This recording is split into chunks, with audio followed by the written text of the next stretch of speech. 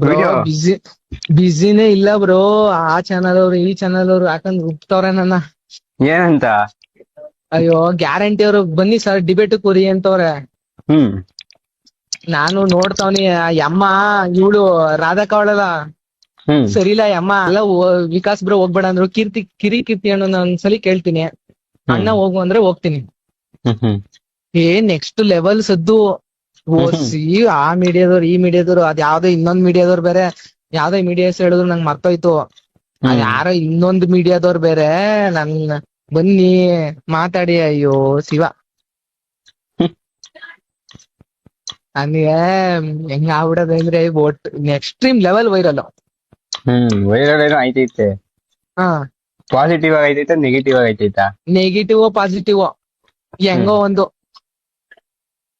ನೋಡಿ. ಮೀಡಿಯಾದವರೆಲ್ಲ ಪಾಸಿಟಿವ್ ಆಗಿ ತಿರುಗಿಸ್ತವ್ರೆ. ಚಂದನ್ ಗೌಡನ್ ವಿಡಿಯೋ ನೋಡ್ಬಿಟ್ಟು ನೆಗೆಟಿವ್ ಆಗಿ ತಿರುಗಿಸ್ತವ್ರೆ. ಇನ್ನೊಂದ್ 15 ದಿವಸ ನೋಡಿ ಚಂದನ್ ಗೌಡನ್ ಹೆಂಗ್ ಬೆಳೆಸ್ತೀವಿ ಅಂತ, ಚಂದನ್ ಗೌಡನ್ ಹೆಂಗೆ ಬೀದಿಗೆ ಬೆಳೆಸ್ತೀವಿ ಅನ್ಬಿಟ್ಟು ಇನ್ 15 ದಿವಸ ನೋಡಿ.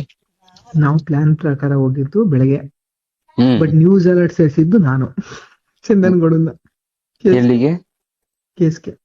ಹಾ ಹಾ ಚಂದನ್ ಗೌಡನ್ ಸೇರಿಸಿದ್ ನಾನು. ಅವ್ನ್ ಲೀಸ್ಟ್ ಅಲ್ಲೇ ಇರ್ಲಿಲ್ಲ, ಇವ್ರುಗಳು ಮಾತ್ರ ಇದ್ರು. ಕೇಳಿದ್ರಲ್ವ ಆಡಿಯೋನಾ?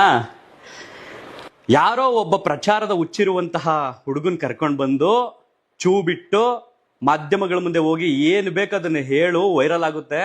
ಅದು ಪಾಸಿಟಿವ್ ಆಗುತ್ತೋ ನೆಗೆಟಿವ್ ಆಗುತ್ತೋ, ಅವನ ಹೆಸರಂತೂ ಹಾಳಾಗೋಗುತ್ತೆ, ಹೋಗಿ ಮಾಡು ಅಂತ ಹೇಳಿ ಕಳ್ಸಿರ್ತಕ್ಕಂಥ ಆಡಿಯೋ ವೈರಲ್ ಆಗಿದೆ. ಅದ್ರಲ್ಲ ಹುಡುಗ ಏನ್ ಹೇಳ್ತಿದ್ದಾನೆ, ಇನ್ನೊಂದು 15 ದಿನ ನೋಡಿ ಬ್ರೋ ಚಂದನ್ ಗೌಡನ್ ಬೀದಿಗೆ ತಂದು ನಿಲ್ಲಿಸ್ತೀವಿ, ಓಪನ್ ಚಾಲೆಂಜ್. ಈ ಹುಡುಗನಿಂದ ಇರುವಂತ ಎಲ್ರಿಗೂ ಸವಾಲು, ನಿಮ್ಗಳ ಕೈಲಲ್ಲ, ಉಡ್ಸಿರೋ ನಿಮ್ಮ ಅಪ್ಪದಿರ ಕೈಲಲ್ಲೋ ನನ್ನೊಂದು ಬೀದಿಗೆ ತರೋದಿಕ್ಕಾಗಲ್ಲ.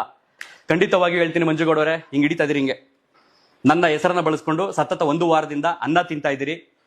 ನಿಮ್ ಕಾಮೆಂಟ್ಸ್ ಅಲ್ಲೇ ನೋಡ್ತಾ ಇದೀನಲ್ಲ, ಜನ ಉಗಿತಾರದ್ನ, ಏನ್ ಗುರು ನಿನ್ ಬೇರೆ ವಿಡಿಯೋಗಳಿಗೆಲ್ಲ 1000 ವ್ಯೂಸ್ 2000 ವ್ಯೂಸ್, ಅದೇ ಚಂದನ್ ಗೌಡನ ಹೆಸರು ಬಳಸ್ಕೊಂಡಿರ್ತಕ್ಕಂಥ ವಿಡಿಯೋಗಳಿಗೆಲ್ಲ 50,000 1 ಲಕ್ಷ ವ್ಯೂಸ್ ಆಗಿದೆಯಲ್ಲ, ಚೆನ್ನಾಗಿ ತಿಂತಾ ಇದೀಯ, ಅವನ ಹೆಸರಲ್ಲಿ ಪೆಡಿಗ್ರಿಯನ್ನ ತಿನ್ನುವಂತ ಜನನೇ ಉಗಿತಿದ್ದಾರೆ. ನಾನೇನು ಹೇಳ್ಬೇಕಾಗಿಲ್ಲ. ನಿಮ್ಗೆ ಇನ್ನೂ ಒಂದು ಅವಕಾಶ ಕೊಡ್ತೀನಿ ಮಂಜುಗೌಡವ್ರೆ. ನಾನು ಪ್ರತಿದಿನ ಏನ್ ವಿಡಿಯೋ ಮಾಡ್ತೀನಿಲ್ಲ ಅದೆಲ್ಲವನ್ನು ಕೂಡ ರಿಪೀಟ್ ಅಪ್ಲೋಡ್ ಮಾಡ್ಕೊಳ್ಳಿ. ಬದುಕಿ ಚೆನ್ನಾಗಿರಿ, ಚೆನ್ನಾಗಿ ಬಾಳಿ, ಚೆನ್ನಾಗಿ ಖುಷಿಯಾಗಿ ಬದುಕಿ. ನನ್ನ ಹೆಸರು ಹೇಳ್ಕೊಂಡು ಅನ್ನ ತಿಂತಾ ಇದೀರ ಒಬ್ರು ಅಂತ ನಾನಂತೂ ಖುಷಿಯಾಗಿ ಬದುಕ್ತೀನಿ. ರೂಪಾಯಿಯನ್ನ ನನ್ನ ಕುಟುಂಬದವರಾದ ನಾನು, ನಮ್ಮಪ್ಪ, ನಮ್ಮಮ್ಮ, ನನ್ನ ತಮ್ಮ ದುಡ್ದಿದ್ದೀವಿ 1 ವರ್ಷದಲ್ಲಿ. ಓಪನ್ ಸವಾಲ ಕೇಳ್ತೀನಿ, 4 ಜನ 14 ಲಕ್ಷ ಚಿಲ್ಲರೆ ದುಡ್ಡನ್ನ ದುಡಿಯೋದಿಕ್ಕಾಗಲ್ವ ನನ್ನ ಆಡಿಯನ್ಸ್ ಅನ್ನೇ ಕೇಳ್ತೀನಿ. ಪ್ರದೀಪ್ ಈಶ್ವರ್ ಅವ್ರ ಹೆಸರು ತಗೊಂಡ್ಬಿಟ್ಟೆ, ಯಾಕೆ ಜನಗಳಿಗೆ ಸಡನ್ ಆಗಿ ಏನಾರು ಒಂದು ದಾಖಲೆ ಕೊಡ್ತಾನೆ, ಸಬ್ಮಿಟ್ ಮಾಡ್ತಾನೆ ಪಟ್ ಅಂತ, ಚಪ್ಪಾಳೆ ಹೊಡೆಯಾನೆ ಅವನಿಗೆ ಅಂತ. ಈಗ ತಲೆಯ ಯಾವಾಗ ಬಳಸ್ಕೊಳ್ತೀಯ, ನಾನೇ ಬೇಡನ್ನ ಸಪ್ಲೈ ಮಾಡ್ಲಾ ನನ್ನ ಕೈಯಾರೆ, ಅಥವಾ ನಿನ್ಗೆ ಏನಾರು ಅನುಮತಿ ಕೊಟ್ಟೆ ಅಂತಂದ್ರೆ ನಾನೇ ಬಂದು ತಲೆಯನ್ನ ಬೋಳಿಸ್ಲಾ, ಎರಡೇ ಅವಕಾಶ. ಇನ್ನೊಂದು ಮಾಹಿತಿ, ನಾನು ಈ ವ್ಯಕ್ತಿ ಬಗ್ಗೆ ಮಾತಾಡೋದು ಬಿಟ್ಬಿಟ್ಟೆ. ಯಾವಾಗ ಈ ವ್ಯಕ್ತಿ ಷಡ್ಯಂತ್ರ ಅಂತ ಗೊತ್ತಾಯ್ತು, ಪ್ರೀ ಪ್ಲಾನ್ ಅಂತ ಗೊತ್ತಾಯ್ತು, ಅವನನ್ನ ಕರ್ಕೊಂಡು ಬಂದು ನೀನ್ ಈ ತರ ಮಾಡ್ಬಿಟ್ಟು ಹೋಗಿ ಎಸ್ಕೇಪ್ ಆಗೋ 4 ದಿನ ಎಲ್ಲೂ ಬರಬೇಡ, ವಿಡಿಯೋ ವೈರಲ್ ಆಗುತ್ತೆ. ಅವ್ನಿಗೆ ನೆನ್ನೆ ಮೊನ್ನೆ ತಾನೆ ಮಗು ಹುಟ್ಟೈತೆ, ಅವ್ನು ಬಂದು ಕ್ಲಾರಿಟಿ ಕೊಡಕ್ಕಾಗಲ್ಲ, ಫ್ಯಾಮಿಲಿ ಜೊತೆ ಇರ್ತಾನೆ, ಹೆಸರು ಹಾಳಾಗೋಗುತ್ತೆ, ನೀನ್ ತಲೆ ಕೆಡಿಸ್ಕೊಬೇಡ, ಹೋಗು ಪ್ರಚಾರ ಸಿಗ್ತಾ ಇರುತ್ತೆ ನಿಂಗೆ, ಎಂಜಾಯ್ ಮಾಡ್ಕೊಂಡು ಹೋಗೋ ಅನ್ನೋದು ಯಾವಾಗ ಗೊತ್ತಾಯ್ತಲ್ಲ ಅವತ್ತೇ ನಾನು ಈ ವ್ಯಕ್ತಿನ ಬಿಟ್ಬಿಟ್ಟೆ. ಓಕೆನಪ್ಪ, ನೀನು ಕೇಳಿದಂತಹ ಅಷ್ಟು ಪ್ರಶ್ನೆಗಳಿಗೆ ಕ್ಲಾರಿಟಿ ಕೊಟ್ಟಾಯ್ತು. ರೆಡಿ ಆಗು, ತಲೆ ಬಳಸ್ಕೊಂಡು ಅರ್ಧ ಮೀಸೆ ಬಳಸ್ಕೊಂಡು ವಿಡಿಯೋ ಮಾಡೋದಕ್ಕೆ. ಒಂದು ಎಲೆಕ್ಷನ್ ಟೈಮ್ನಲ್ಲಿ 40 ಲಕ್ಷ ಚಿಲ್ಲರೆ ಹೆಂಗ್ ದುಡ್ದ್ಬಿಟ್ರಿ ನೀವು ಅಂತ ಕೇಳಿದ್ಯಾ? ಅದು ನನ್ನ ಒಬ್ಬಂದಲ್ಲ, ನನ್ನ ಹೆಂಡತಿ ಬಂದು ಆಡ್ ಆಗ್ತಾಳೆ, ಅನ್ಮ್ಯಾರಿಡ್ ಆಗಿರ್ತೀನಿ, ಎಲೆಕ್ಷನ್ ಟೈಮ್ನಲ್ಲಿ ಮ್ಯಾರಿಡ್ ಆಗಿರುತ್ತೆ. ನನ್ನ ಹೆಂಡತಿಯ ಅಕೌಂಟು ಅಥವಾ ಅವಳ ಚಿನ್ನ ಒಡವೆ, ಅವ್ರ ಮನೆ ಕೊಟ್ಟಂತ ಅವಳು ಯಾವಾಗ ಮದುವೆ ಮಾಡಿ ಕಳಿಸ್ತಾರಲ್ಲ ಅದಕ್ಕೆ ಸಂಬಂಧಪಟ್ಟ ಎಲ್ಲ ಮೌಲ್ಯದ ಮೊತ್ತ 19 ಲಕ್ಷ ಚಿಲ್ಲರೆ. ಅದನ್ನ ಹೊರತುಪಡಿಸಿ 9.5 ಲಕ್ಷ ಕಾರ್ ಲೋನು, ಅದನ್ನು ಹೇಳಿಲ್ಲ ನೀನು. ಇದನ್ನಾರು ಹೇಳಿದ್ರೆ ಜನಕ್ಕೆ ಅರ್ಥ ಆಗ್ತಿತ್ತು. ಬಟ್ ಮಿಸ್ಗೈಡ್ ಮಾಡಿ ಏನ್ರಯ್ಯ ಸಿಗುತ್ತೆ ನಿಮ್ಗೆ? ಒಬ್ಬ ವ್ಯಕ್ತಿಯ ಹೆಸರನ್ನ ಹಾಳು ಮಾಡಿ ನಿಮ್ಗೆ ಏನ್ ಸಿಗುತ್ತೆ? ಏನ್ ಸಿಗ್ತೈತೆ ಗೊತ್ತಾ? 4 ದಿವಸದಿಂದ ನನ್ನ ಹೆಸರಲ್ಲಿ ನಿಂಗೆ ಅನ್ನ ಸಿಗ್ತೈತೆ, ನಿನ್ ಚಾನಲ್ ಅಲ್ಲಿ ವ್ಯೂಸ್ ನೋಡಿದ್ನಲ್ಲ ನಿನ್ಗೆ ಅನ್ನ ಸಿಗ್ತೈತೆ.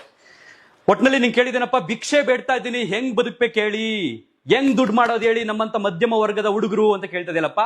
ನಿನಗೊಂದು ನೈತಿಕವಾಗಿ ಮಾಡುವಂತಹ ಕೆಲಸ ಆಯ್ತು. ನನ್ನದೇ ಬಟ್ಟೆ ಅಂಗಡಿ KR ಪೇಟೆಯಲ್ಲಿ ಇರ್ತಕ್ಕಂಥ ಅರಮನೆ ಕಲೆಕ್ಷನ್ ಬಟ್ಟೆ ಅಂಗಡಿಯಲ್ಲಿ ನಾವು ಸೆಕ್ಯೂರಿಟಿಯನ್ನ ಇಟ್ಕೊಂಡಿಲ್ಲ. ನಮ್ಮ ಹುಡುಗ ಹೇಳ್ತಿದ್ದ, ಅಣ್ಣ ಹಬ್ಬದ ಟೈಮಲ್ಲಿ ಯಾರಾದ್ರೂ ಬೇಕಣ್ಣ ಚೆಕ್ ಮಾಡೋದಕ್ಕೆ ಆಚೆ ಕಡೆ ಅಂತ. ನಿನಗೆ ಈಗ ಇನ್ನೇನು ದೀಪಾವಳಿ ಹಬ್ಬ ಆರಂಭ ಆಗುತ್ತೆ, ಅದಕ್ಕಿಂತ ಮುಂಚೆ ನನ್ನ ಕೆಲಸಕ್ಕೆ ಅಪಾಯಿಂಟ್ ಮಾಡ್ಕೊಳ್ತೀನಿ. ನನ್ನ ಬಟ್ಟೆ ಅಂಗಡಿಯಲ್ಲಿ ಬಂದು ನೀನು ಒಂದು ಚೇರ್ ಹಾಕೊಂಡು ಕೂತ್ಕೊಂಡು ಆಚೆ ಕಡೆ ಸೆಕ್ಯೂರಿಟಿ ಕೆಲಸ ಮಾಡು. ತಿಂಗಳು 700 ರೂಪಾಯಿ ಸಂಬಳ ಕೊಡ್ತೀನಿ, 2 ಟೈಮ್ ಊಟ ಕೊಡ್ತೀನಿ, ತಿಂಗಳಿಗೊಂದು ಜೊತೆ ಬಟ್ಟೆ ಕೊಡ್ತೀನಿ. ಹೋಗಿ ಬಂದವ್ರಿಗೆ ನೀನು ಎದ್ ನಿನ್ಕೊಂಡು ಸೆಲ್ಯೂಟ್ ಹೊಡೆದ್ರೆ 5 ರಿಂದ 10 ರೂಪಾಯಿ ಟಿಪ್ಸ್ ಕೊಡ್ತಾರೆ. ಜೀವನ ಚೆನ್ನಾಗಿ ನಡೆಸ್ಬೋದು, ನೈತಿಕ ಮಾರ್ಗದಲ್ಲಿ ಜೀವನ ನಡೆಸ್ಬೋದು. ಬಾ, ನಾನು